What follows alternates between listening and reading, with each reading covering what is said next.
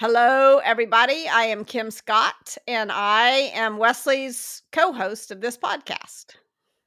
Hi, I'm Wesley Faulkner. I am here with Kim, and we also have a guest. And this guest wrote to us, and so we have them on the show.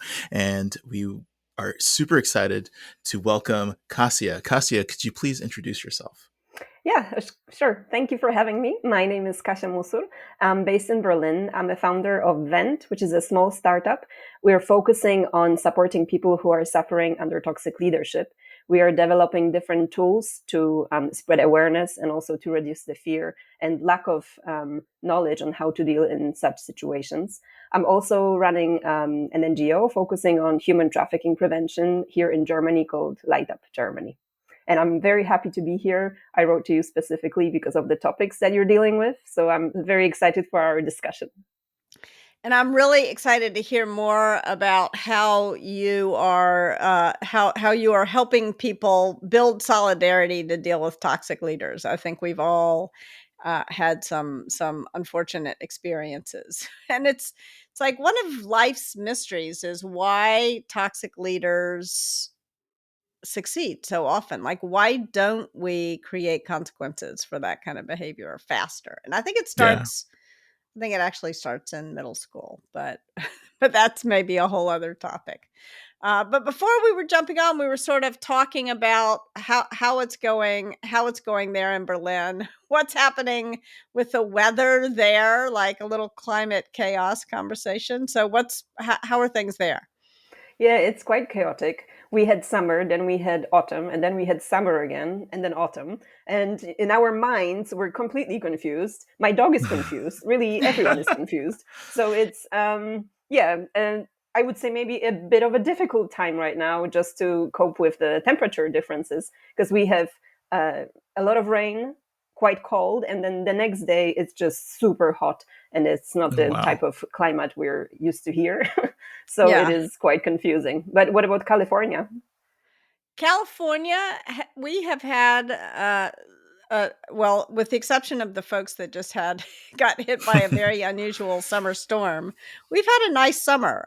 It's been sort of cool, but California, it's funny. It has a very different. It feels very alien, California, because it doesn't rain from March until November. Like when I first moved here, I'm like, is this normal? Is this okay? So California has its own strange climate. But luckily we have water for the first time in a while this year. And Thank Wesley, you goodness. just moved. So Yeah, I talk about moved. what's going on. Yeah, so I live in Roanoke, Virginia, but I still get dispatches from Austin, Texas, where I moved from. And Hot, hot, hot there. it's so hot. I've seen pictures of the earth cracking, like Yeah. the moisture's evaporated so much that the clumps can't even stay together. I saw a story from a post on social from a friend of mine whose daughter went outside barefoot, and they came back and um, they had uh, they had level 2 Blisters. burns Oh on my their feet gosh. from the how hot the pavement was. Wow. And it Wow. doesn't seem like it is gonna let up anytime soon. It's gonna be hot all the way probably through Halloween. Oh my gosh. And it's just like, oh my gosh.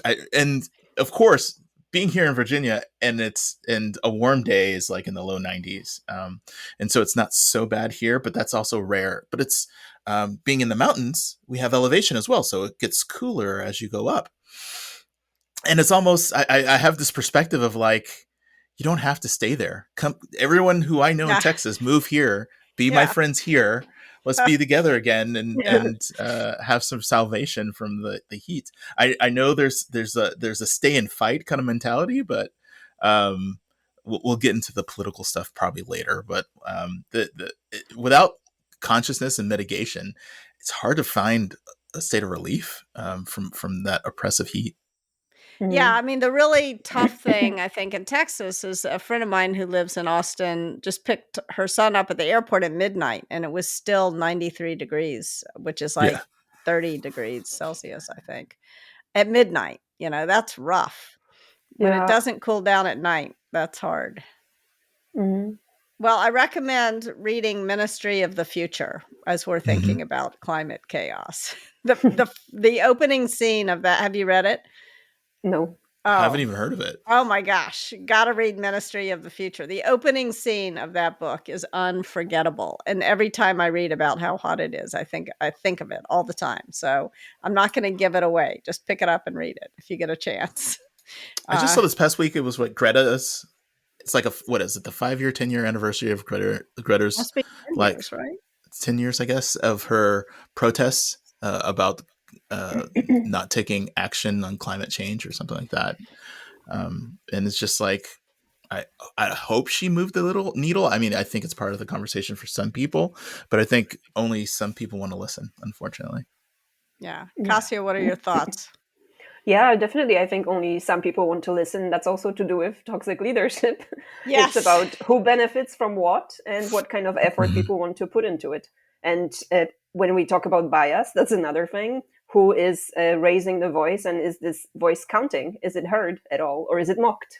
Right. So, Yeah. yeah. Yeah. Yes. That's a really good point. Well, Kasia, you wrote in to us after you heard the episode that Wesley and I did on the taxonomy. So why don't we start? I'd love to hear your thoughts on that, and then we'll jump into the reading about bias, and then we can talk about that. And then I want to hear more about your stories and more specifics about what your company is doing. Hmm. But Yeah, what I did you thought think of the that. taxonomy? Yeah. Yeah, I thought it was really interesting. I thought it introduced interesting methods, and also the fact that you distinguish between where power comes into play and where Yeah. power doesn't come into play. Because Yeah. from my perspective, I felt like there is always power somewhere Yeah. there. So Yeah, yeah. that's true. That's a really important point. I think bias, if you're in the power dominant group, then you have some power, and your bias carries more of a sting than if you're Hmm. not in the power dominant group. That's really, Yeah, and I really appreciated the story that was told, because it was very it was subtle. It was one of those things that you can't really put a finger on it. Many people can argue, well, no, that was just the policy they had, so it was Yeah. nothing to do with anything. But you just know, especially when you're experiencing it as the target, then and then it's really like when you were saying why it's toxic leadership, why is it so tolerated? It's because people don't raise the voice, people don't speak up, people don't describe these situations, and then the next person that experiences it doesn't know that it's a valid point. So yeah, I think it's great that these stories are being told, and for the wider public as well, so that more people can recognize what's happening to them. yeah. And that was the story about Wesley getting not being allowed to check in when he had already prepaid a reservation. Yeah. Uh, Oh yeah. yeah, which is it's hard to attribute that decision of that person to anything other than just blatant racism. Yes. Yeah. Um, Well, I well, recommend good. listening to that episode for sure. Yes. Yeah. Yeah, that was a painful. I'm sorry that happened, Wesley. It was a painful Oh yeah. story. I had to erase it to my memory from my memory Yeah. just now. So, yeah. Well, that's probably psychologically the most healthy thing you could do, because you don't want to carry that around with you all the time. But Yes. Yeah. Actually, if I Everyone, can, go ahead. yeah, I just wanted to say that, because part of my work is I interview people to hear their stories and to find ways what could be helping them. And a lot of the time, people don't remember their stories. They know they have a story they would like to share, but it's Mhm. as we Mhm. talk, it's only coming up again and coming up again. And they're quite surprised that they forgot that it was such an important and big part of their life, and they just suppressed it. They had some little just, memories, but not a proper story. And then when it comes back, it also has a physical effect on them, and it can be Yeah. quite tough. But yeah, I think it's quite normal to just repress it. Yeah. Well, I have the blessing of ADHD, so my mind just bounces between things, and so that's why I can forget things. So hopefully it's not. I'm not dissociating. Maybe it's just. But I blame it on, like, I have poor memory, and sometimes it works in my benefit. Yeah. Yeah. Yeah, no, I mean, it's funny, when I started writing Just Work, I thought, "Oh, I'll have to interview other people. I haven't really had many bad experiences." And when I started thinking about it, I'm like, "Oh my goodness, I have a story for every point I'm making, or 10 stories for every point I'm making." Yeah, it's interesting. Yeah, yeah. All right, It's so a should we spectrum. Yeah, yes, absolutely. And I think that the tendency to repress these, I think that's probably also part of why toxic leadership, we don't hold it accountable, because it's like we want to let it go, and Yes, Yeah. and sometimes it's it's important. also shameful. It's more shameful Mhm. right now to be the victim of it or to Yeah. experience it than to actually behave this way towards other people. And it should be the other way around. So Yes. Yeah. people will not be repressing it so much if they didn't have so much shame about it. Yeah. And Yeah. I think it's also an abuse of the benefit of doubt. Like when saying, "Is this really happening to me? I must have done something, or there's something Yeah. that I missed, or I'm not assimilating into the corporate culture correctly, and this person's been there before, or they know more than me." And so it's all that benefit of doubt that he's like, "No, it couldn't be that this person's abusive or a horrible human being or Yeah. something like that." But Kim, you're trying to transition us to the reading, and I keep interrupting. So please go and No, but continue. actually, you're making a really important point, and it's a good transition to the reading, because I think that sometimes when we talk about unconscious bias, we're letting other worse behaviors off the hook. Like, what's happening is not just unconscious bias; it's actually discrimination, and so I think that that's important. That's a great transition. Thank you, Wesley. No, thank you. All right, so I'm going to jump in and read this. And Kasia, Wesley already knows this, but please be radically candid. Tell me what you agree with, what you disagree with. I was reading this right before, and I have some questions about it. So I may stop myself and ask you all what you think. All right, bias, how leaders can prevent it. How can you teach your team to disrupt bias so that they can treat one another with respect, make more rational, impartial decisions, and collaborate in a way that makes the whole greater than the sum of its parts? Much has been written about unconscious bias training, when it is helpful and when it can backfire. I'll say this: there are some trainings that are enormously helpful and others that aren't. The thing that most often goes wrong is that it leaves people clear about the problem, but unclear about how to fix it. This is a recipe for paralysis, or what I think of as bummer liberalism. Luckily, there are plenty of things we can do to solve the problem. I'd love to get your thoughts on that term, bummer liberalism. You laugh, but I don't want to. I am a good liberal, so I don't want to. I don't want to attack my own. Anyway, the key thing for leaders to do is not to boil the ocean and try to educate their teams about all the biases, or bias as an attraction, as an abstraction. Rather, the idea is to teach a team to disrupt the biases relevant to the actual people in the room. Trying to be aware of every bias it might possibly present is too much.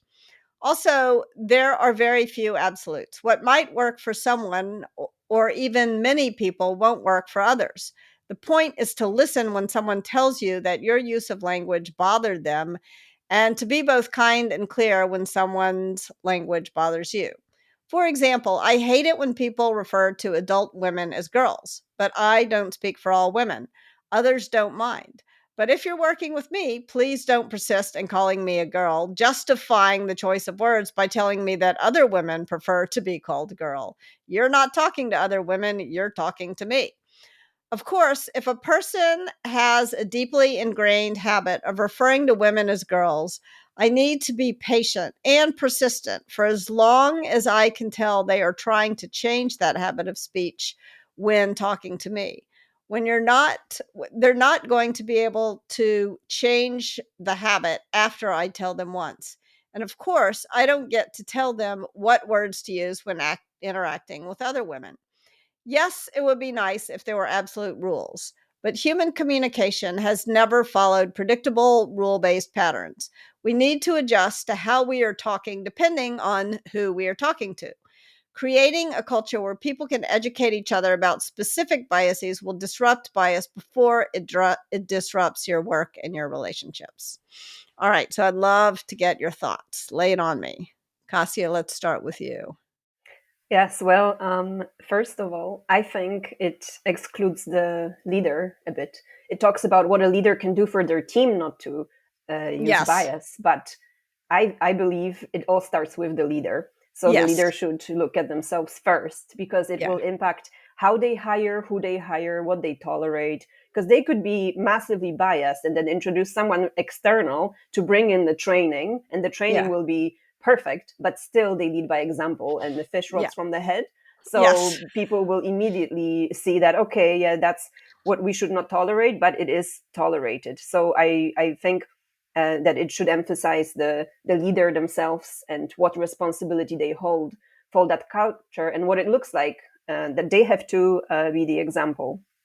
Yeah, I think that's a really good point. And as I go on in the chapter, I talk about this bias disruption sort of waving a purple flag, and the leader has to make themselves the has to encourage people to wave the flag at them first and to reward that kind of disruption rather than to punish for it. Yeah, I think that's a really important point. And then again, when you layer on power and you get discrimination, you need to sort of design your management systems. Really important point.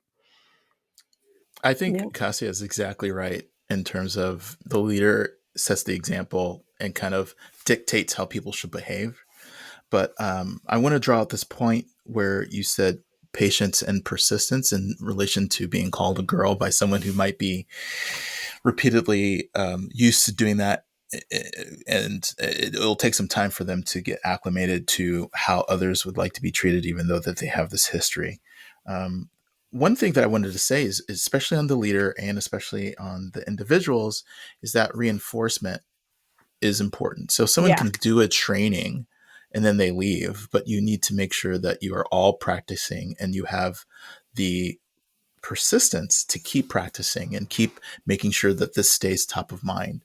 It's easy when a deadline hits or something breaks that some of these go out the window Yeah. because what's important is the fire that's going on. And so patience and persistent. And I also wanted to point out, I can tell you work in tech from because the summary of what you wrote is it depends. And Yeah. that is the ultimate tech answer for any question. It was like, oh, it depends. You can do this and this and Yeah. this. I And it also brought it go ahead. But I was going to say one more thing, but Go go ahead. ahead before I do that. Here's the one absolute that I tell my kids anyway. I'm like, my kids are both white, and I'm like, there's one absolute that you're never allowed to use the N word under any circumstances. Like that's but if like my daughter, for example, says you guys, bugs me, but it's up, it doesn't bug her and her friends. And she Mm-hmm. goes to an all girls school and they call each other you guys. And so I'm not going to impose but if she's talking to me, I ask her to say you all. Mm-hmm. Same. Funny that you brought up your kids, because I was going to bring up the thing I was going to talk about siblings and Mm-hmm. how two siblings can squabble when a third person comes in. It's like, oh, you can't talk to my sibling like that, Yeah. even Yeah. though that they are acting the same way, and that how talking about this in a team or a department or a company level that scales kind of the same way. The closeness matters in the way that you talk to people Mm-hmm. and the familiarity that you have with each other. There's pardon for language. I know we're allowed to use language on this, but um, there's the example that I heard, I think, from Ta-Nehisi Coates Mm-hmm. was that if two women are together and one says "bitch" and Yeah. they're talking to each other, then they could be friendly. Yeah. But then a third person comes in and say "bitch," like, oh, don't you Not dare. yeah. Yeah. It depends on the familiarity in terms of when some of the same words are used and who uses them the same way. And so when you're talking about that there are no universal rules, that's kind of also part of it, is that context really matters and closeness really matters. And when you're talking in your other book, that you have to care deeply, that's kind Yeah. of like scales why it's important to care deeply when you're also being critical, because it doesn't have the same impact in a vacuum. Yeah, yeah. And by the way, that's another really good example. Like my son, I react much more strongly if he uses the word bitch than if my daughter does, because Yes. I think she, she can use that word if she wants to, but I think he has less ground to stand on, which maybe isn't fair, but there's other things that he can say that she can't say. Agreed. Like the N Although I word. can't think, no, No. he cannot say that. He cannot. Actually, it may not be true. It may be. I need to think about this. It may be a problem of being a white boy. Maybe, but I would get upset if she. I get upset if she uses words that like assume that he's Mhm. something because of his identity. Right. I think Gotcha. it's Yeah. so. But I don't want to take up too much of the air. Like, Yeah. Kasia, did you have more to add? Yes, actually, I think. Wait, what was it? Because I really liked your point about caring deeply. That was something I resonated with, because it really is about, and I think maybe it comes together with another point I wanted to make about the patients, Mm-hmm. because I'm always thinking like there should be zero tolerance for bias and zero tolerance for certain words being used towards people, especially if they already expressed that they are unhappy about it, because it comes like if you care deeply, then you know intrinsically this word is harmful. This person doesn't feel good when I speak to them this way, and maybe there is a slip up one or two, but there is I believe from my perspective there is a very very small window of opportunity for this after you've been told, and especially if it is harmful words, because people can be used to discriminating since they were very young, and then they just carry on, and letting them have that time, I think, considering the harm that it can cause, I think it should be as limited as possible. I um, think, yeah, I think so. What about, so I don't know. It's very common that people refer to a group of people as you guys. And, that bugs me. And I was working with the CEO and he understood why it bugged me and he was working on not doing it. But this had been like a habit of speech since he was young. And I felt like I had all kinds of tolerance for it because he was genuinely trying. But he kept slipping up. And I think we all have had those experiences. Like another example that where I think that tolerance, persistence is important, but also some level of tolerance. So, for example, in the book, I hired a bias buster, and she told me that I tended to use sloppy sight metaphors. So I would say we're blind to when what I really meant was we're unaware of. And I felt like this was a really important point, and I really cared. In particular, because one of the other editors that was helping me with the book is blind, and I didn't want to use language that was going to make it harder for him to do his job. So I really cared. I really was aware of it, and I really thought I had fixed the problem. But then when I turned the book into the editor, I did a quick search, and in a 350-page book, I had used sloppy sight metaphors 99 times after I was aware of it. And so that was like, that gave me some insight into what it is to be the person who's causing harm and who's trying to do better, and why I think that there are times, I mean, and it's hard to distinguish intent, like sometimes people just don't care and they keep exactly. doing it intentionally. Yeah. But as long as they're giving you some evidence that they're trying, then I think tolerance is called for. I don't know. What do you think? Maybe I'm wrong about that.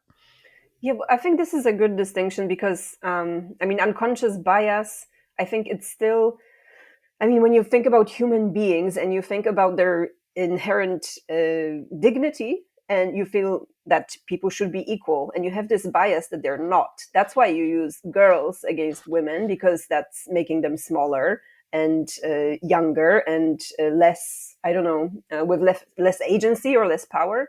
That's why you use other words which are making people smaller, because you actually have that belief that they are. Yeah. So I would argue if you have that belief, then it's a prejudice. It's not a bias. Usually bias is unconscious. And when you stop and think about it, you don't actually believe that thing. If you stop and think about it and you do believe that thing, then I would argue that's a prejudice and you need a different kind of intervention.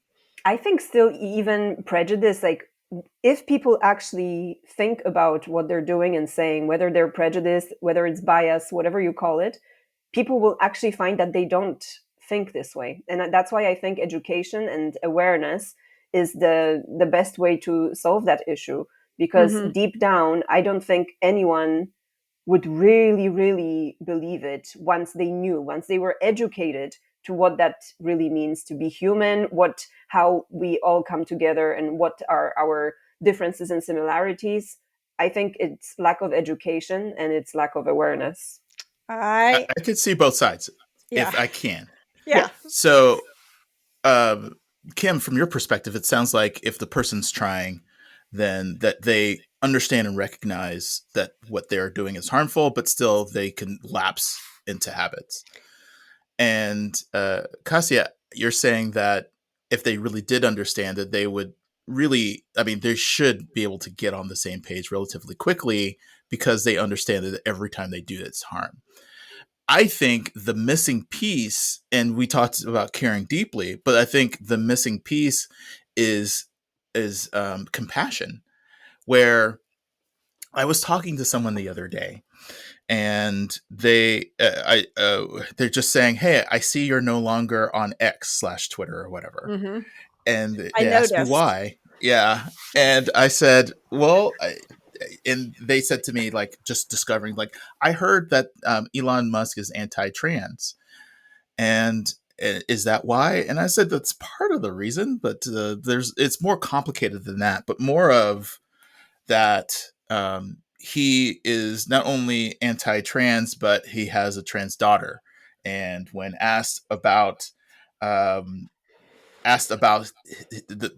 his kid changing their last name to disassociate with them, he said that you win some, you lose some. Oh my god! In response about his kid, and then when about the stories of rampant racism in the Tesla manufacturing facilities and how nothing was done and how they lost millions of dollars in lawsuits because of the court cases, and how he decided the word cis is now a hateful term and you can get your account suspended or you can be penalized for using it. And I said, and I'll just stop there. Because there are so many examples. And it's one of those things where it's like, it's not, I hear a thing, I hear it bothers you, but do they know how much it bothers you? Do they understand how harmful it is? Do they understand the magnitude or the depth of how you've been injured or the trauma surrounding that? So it's one, they hear you, but do they really understand? And I don't know if it's that they don't ask enough questions or they cannot relate it to something personal in their life to anchor that, to make it take up more room than it does from a conversation or at least an expression of how it can be harmful. Yeah. So yeah, I think that's a really important point. Like, do they understand? I mean, maybe I think of myself as an optimism, but maybe I have the darkest assessment of human beings of the three of us, because Kasia, I used to believe what you believed, which is if people were really educated, if they really understood, they would have compassion. They wouldn't believe that some people are inferior to others. But unfortunately, I've come to believe that there are people who really believe that they are superior to others, and that like these are real beliefs they have, and there's no educating them to change their belief, and that is where you need sort of laws and rules to say you can believe whatever you want. I'm not going to waste my time. I'm not going to waste my breath trying to engage with you on this belief, but you cannot impose those beliefs on others. And that's where I think actually Germany is well ahead of the United States. I think that the hate speech laws in Germany actually are really important and more enlightened than the sort of free speech approach that we take in the United States. Not that I'm anti-free speech, but I think speech matters. And like when speech does harm, then you need to pay attention. Yes, and if you have quite recent historical evidence of what hate speech leads to, you better pay attention to what people are Yes. saying, Yes. because it really, history repeats itself over and over again. And you have that in Rwanda in the 90s. It's, it's, the risk is always there. So you have to be very careful, and you have to stamp on it as soon as possible, Yes. because Well, I it mean, spreads like a wildfire. yes. I mean, we have evidence in the United States, in the Jim Crow South, and we haven't come to grips with it, I think, in the same You don't way. have to go that far back, but yes. Yes, that is true. That is true. That is exactly true, unfortunately. So I think that is very helpful to this passage. Like it's really like in the taxonomy I was drawing this, like, bias is different from prejudice, is different from bullying, is different from discrimination, is different from harassment, is different from physical violations. And I think it is useful to sort of look at these things as discrete incidents, but it's absolutely true that one thing leads to another, and sometimes bias can lead to violence in the blink of an eye. And I think they also source somewhere from the same place. It's that ignorance. And I mean, and also, maybe there was one more point I wanted to add, and Okay. it was Please, about please. psychological safety, because Yes. you talk in this part of the book about learning about the people that you're with in the group. And I was just recently reading an article in Harvard Business Review, and it was about inclusion, and how the inclusion part and the diversity and inclusion a title is more understood than inclusion. Sorry, Yes. the diversity part is more understood than inclusion, Yes. because it really is based on that, in creating the safety. And what that means for people who are who differ a bit from the rest of the group is that they hide their identity. They don't want to be targeted, so they don't feel safe being themselves. And Yes. if you are trying to reduce the bias and you want to learn about what kind of biases are these people experiencing, you really have to pay attention to create that safety, that they will speak about it, and that they will feel comfortable to bring it up. Because if it goes wrong, it could make them even more of a target. So Yes. I think that's an important point to highlight, that you cannot just expect them to dish it out like this. Yeah, no, the leader needs to be the person waving disrupting the bias, and the leader needs to put pressure on upstanders to disrupt the bias. If you put all the burden on the person who's harmed by the bias, then it's not going to come out. Totally agree with you. I gotta mention that season 2, episode 12, when we had Krista Quarles, that was our first, and this is our second instance of HBR being referenced on the podcast. So it sounds like a really great source. So thank you for bringing that. Yes.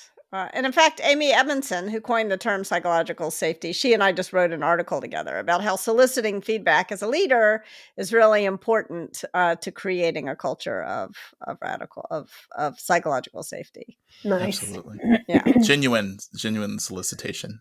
Yes, where you reward the candor and don't punish the candor. So, Kasia, I would love to hear more about the work you're doing and how you are helping people find solidarity and confront toxic leaders. I'm so interested in how you're doing that. Thank you.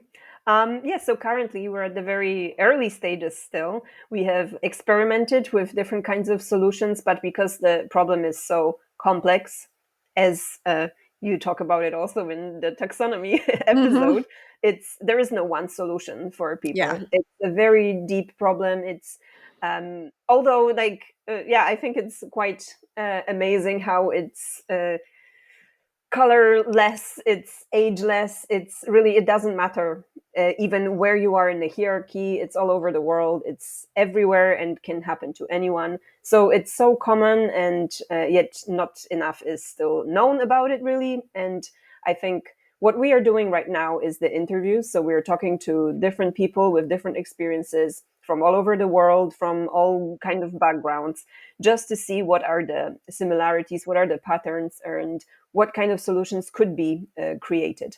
So we want to bring, like in terms of the solidarity, we want to bring the stories to people so that they can read and recognize those patterns for themselves. Because sometimes it's just enough to really read a few sentences and immediately you recognize, oh, it's not me. It's a Yeah. whole system.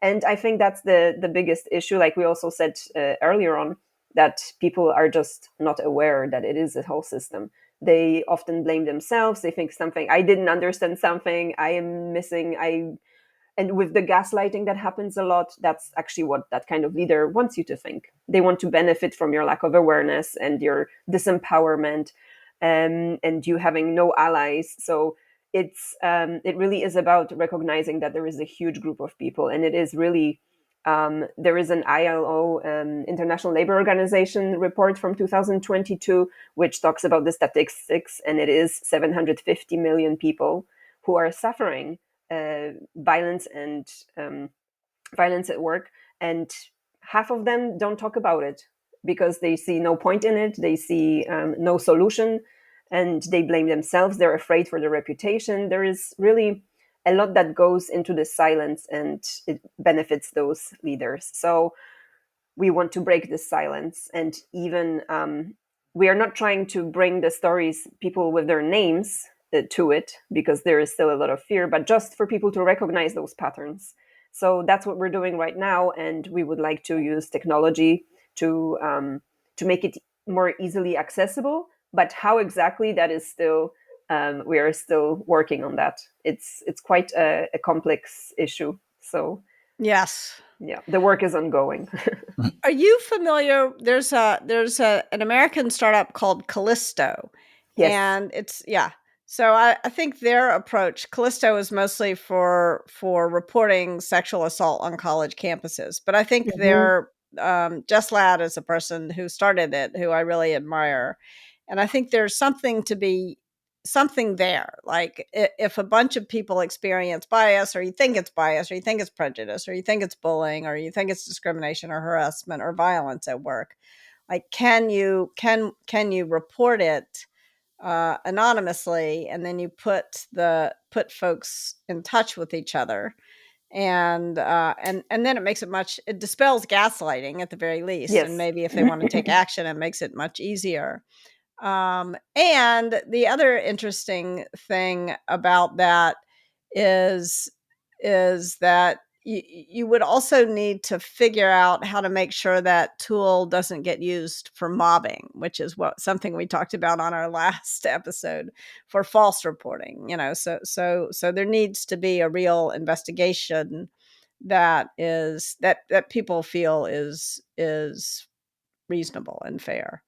Yeah, absolutely. And yeah, and Just, I I should think say. it's also, it goes hand in hand with this feedback comment that you made, that it has to be genuine. Like you want to do something about it, not just that you put a solution in place and then that solution is used just to make an impression that something is Yeah. happening. You can Yeah. report it, but then actually nothing follows, you know? Yeah. Mhm. So I think you have to put those measures and have the time dedicated to it, that you have to do something about it.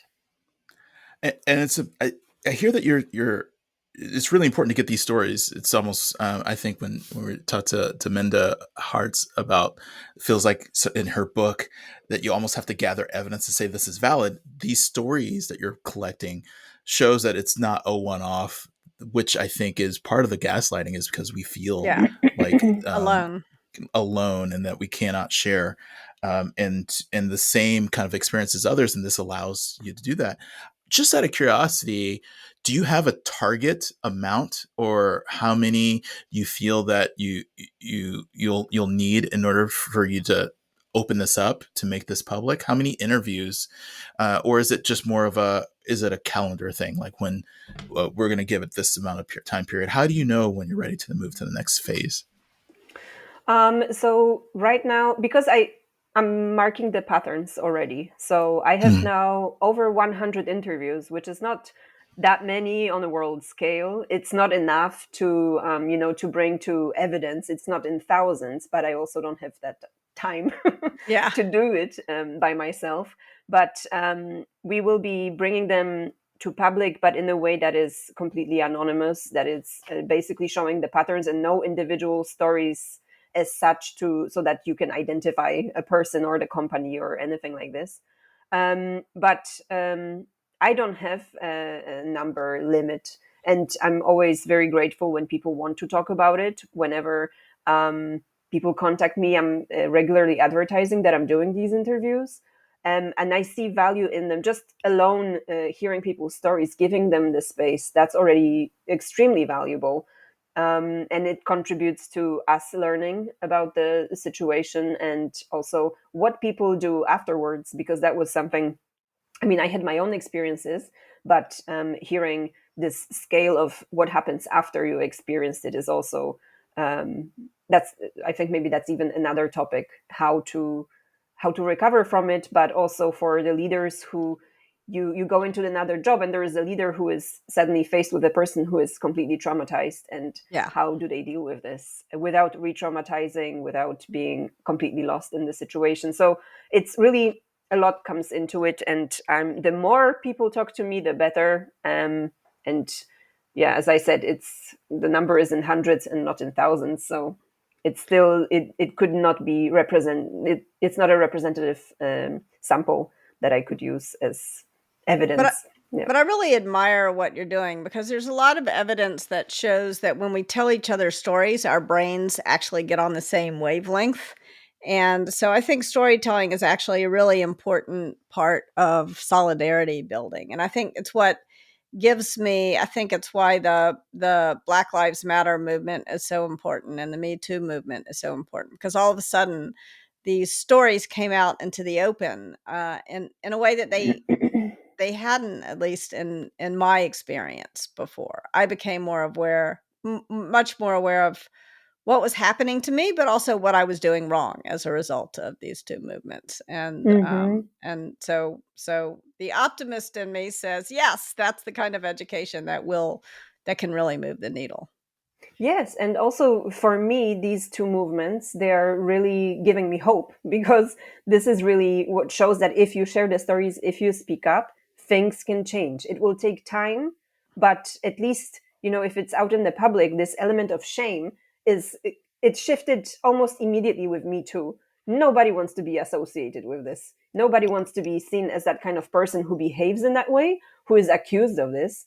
And I think that's what has to happen with leadership as well, that you are not praised for your financial gains, for the targets that you're hitting, and there is nothing said about how you treat people, and what kind of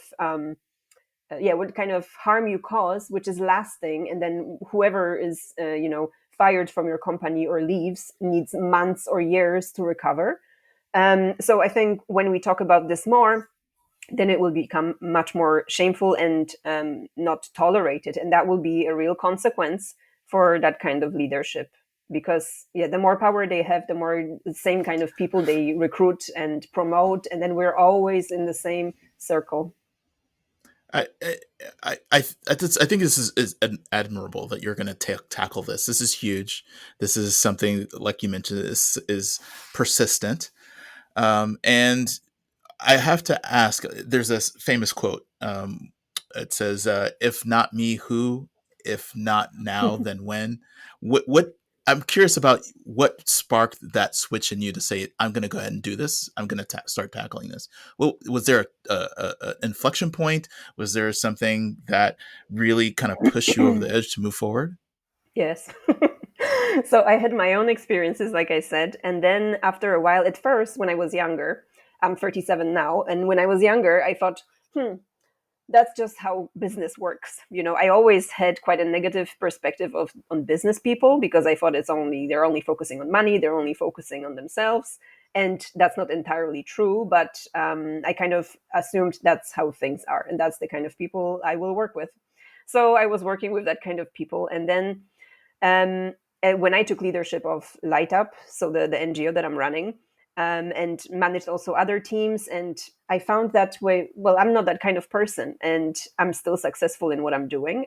My teams are doing well, so what's up with this? And yeah, there was a tipping point when I also started opening my eyes to the fact that many of those leaders that I dealt with were just incompetent in their roles. And the only reason they were still in the role is because they could sell themselves really well, because they made an impression, because they bullied people into working so hard that they would make those meet those targets. And then I realized that, oh, something is completely upside down here. And the fact that people suffer, because I had my own suffering that I had to endure, but I saw people get sick. People get very sick because of it. Yeah. People who struggled for years to recover their self-esteem, they were completely set off their trajectory. And then I realized that it's, yeah, when it comes to leadership, it's like, yeah, you have to pay more attention to what kind of impact they have, leaders have on people. So this is what happened for me. It was a gradual process, and then I also realized that the whole time I had a gut feeling about it. And I think in every story that I hear, people, when I ask them, so in retrospect, when you first started, what were the red flags? And they immediately know what it was because they Yeah. felt it. So it's something that if we bring it more to light, people will spot it and be like, aha, no thanks. Yeah. Immediately, because it's just your health is not worth it. I mean, it's not worth to destroy your health over that kind of over a job and over money. And it's maybe a very privileged place to say that when we're in the Western world and in countries which are economically doing well, and you have the choice, especially in Germany. You have a very solid social system, so if you are unemployed, it's not a life-threatening situation. But still, it would be amazing for people to have more awareness. And even, I think, um, even if they cannot quit, they have then this educated understanding. It's not my fault. It's not Yeah. me. It's not only me. This person is in the wrong. So I have this relief in my mind, knowing that it's not about me not doing things right. And then slowly, maybe you can work your way out of this situation, look for other opportunities, or move up and be in the position, whether it's HR, whatever position, to lead differently. So yes, that's a I long. love that. Yeah. I love that. Wesley, how do you feel about storytelling? Or does it leave you with the same kind of optimism that it leaves Kasia and me with? Yeah, yeah. It in a way frees me from the guardrails of my own thoughts, because when I'm thinking about a situation, it is with the emotions and all that tied to it. I the outcomes feel like they only go one way. But when I Yeah. hear someone else's story, it allows me to free myself from that personal investment of myself and be able to look beyond myself and into their story. And cognitively, I can feel the edges and the directions differently, so that it's almost of when someone who was watching football on television is like, oh, why did they pass to that person, or Yeah. why did they decide to go to that direction? Where having that separation kind of frees me from a cognitive perspective to uh, feel like at least I have some understanding and I have some insight where I wouldn't in the other way. Mm, I love this. Yeah. Yeah, yeah. I think that kind of education is really it's like if I may feel like I'm weak because this is happening to me, but when I read someone else's story, someone who I admire and it happened to them too, then I'm like, "Oh, the problem is not me, the problem is not them. The problem is, the the culprit, the person who did the thing." Yeah, but And you know that what? That's another thing. I'm sorry to interrupt you, but it just reminded me that I also worked at a place where we were 9 teammates, and each of us individually thought, I am the worst one here. yeah. And we thought that for months, almost a year, without realizing that the leader speaks to us individually in such a way that each of us feels like this. And then in front of the team, we're all like, oh, I'm trying to perform really well so that, I'm as good as my teammates. So it doesn't even have to be a stranger. If you break Yeah. the taboo, immediately just the waterfall goes and you realize, wait a second, we've been all treated Yeah. really badly here. Yeah. Yeah. That's the important thing about solidarity. I know we're just about at time. There's one thing that I learned that I would like to get your perspective on, Casio. As I was writing Just Work, one of the many I got, I think I wrote it in Google Docs, and I had about 100 people read it. So I had a lot of feedback.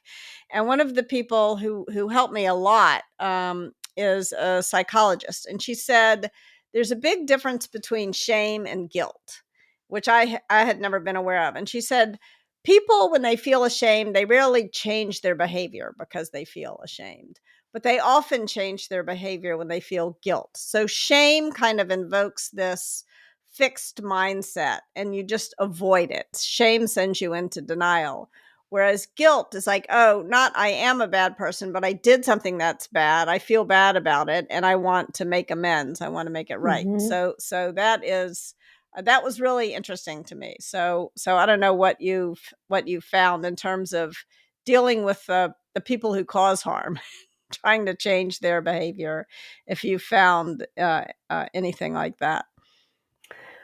What I actually found interesting was leaders reaching out to me to find out, am I a toxic leader? Because I did this and I did that, and I feel bad about it. Like I'm losing sleep over something that I said. I'm losing sleep over something that I did. And I think, so I also distinguish between toxic leaders and leaders who are just not great at their job, because that's another thing, sometimes it's an element of training, how to give feedback, how to manage your own stress. There is a lot that goes into leadership. So I wouldn't call every leader who is difficult or who had an incident of behaving in a bad way that they are toxic. Toxic leaders, there is this element of consistency. There is consistency to it. And they are mostly focused on their own glory and on their own success, or being perceived as successful. So to change this, I think it would be very hard to guilt them into it. I mean, I think really, so with shame, this is a really good one. Because there is, something that I think because they don't want to be perceived in a bad way. I think shaming the behavior would be a way forward. So when there is more awareness and people are shown to be, this is not acceptable, behaving this way is not acceptable, they will then adjust to behave in a different way, maybe. But I really think it's actually boils down, if we want to end toxic leadership, which is a very difficult thing to achieve. And that's not something that I'm actually aspiring to. I think it's far helping the people who are harmed by it. I think ultimately, my sense ultimately is that there have to be consequences. Like the truly, in the no asshole rule, Bob Sutton distinguishes between the bona fide assholes and the temporary assholes, and we're all temporary assholes some of the time. Unfortunately, I think I've never met anyone who was 100% of the time kind. And but anyway, the point is that when there are consequences for the behavior, then that's what starts to create change. So you want to make sure that you're not giving people who bully others high ratings, and that you're definitely not promoting those people. And in fact, there are a lot of companies, like Atlassian is a company who has the no brilliant jerk rule, and they will not give high ratings or promotions to people who bully others, no matter how brilliant they are or what results they achieve. And I think that when I was at Apple, they also did that you would get rated on three things: your innovation, your results, and your teamwork. And if you got a bad rating on teamwork, no matter how good your results were, your rating was bad. And I think those are the kinds of consequences that we need. Yeah, I think that's great. Consequences and prevention. So in the hiring stage already, then you don't have to deal with them later. You really have to pay attention and screen for emotional intelligence, and just this, whether there is, how much bias is there, how much, because you can do tests for this. You can still check what people deeply think about other human beings. So and what is motivating them to be successful, and what success means for them. So and limit their power. Power often corrupts people who would pass those tests in the first place. And like how we started talking about climate change, where we are going to have to use all of the tools in order to mitigate this crisis. I think it's the same with dealing with toxic leaders and toxic environments. So we need to make sure that we stay vigilant and we try to do everything that we can. And what we also need to do is in this podcast. We've gone long, and so it's been a really great discussion. Thank you, Kasia. Thank you for spending the time to chat with us and to write to us so that we can get you on the show. It's been a pleasure. Thank you so much. I really enjoyed it. It was a great discussion, and I learned a lot as well. So really, thank you very much. Thank you. And if you would like to join us, please write us at justworktogether at just hello at justworktogether.com, and we would like to hear your story, and if you're up for it, join us here on the podcast. So thank you so much, and we'll see you next time. Take care. Be well.